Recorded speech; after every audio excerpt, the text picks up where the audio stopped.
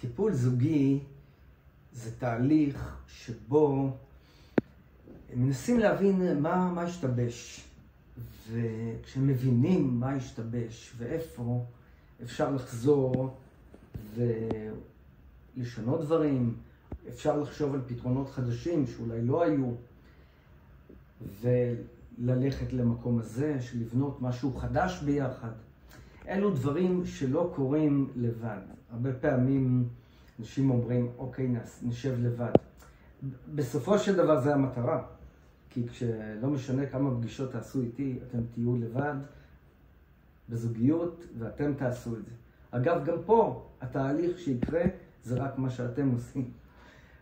אז לבד בבית מה שקורה שדי מהר מתחילים להרגיש כל מיני רגשות, והוא אומר ככה ואיך הוא לא מתחשב בי. ובטיפול זוגי תחת וביחד עם הנחיה של איש מקצוע מנוסה, זה מכניס לתבנית של מקום בטוח, למקום שבו אפשר להתקדם לכיוון של פתרונות מעשיים שיעזרו לזוגיות שלך.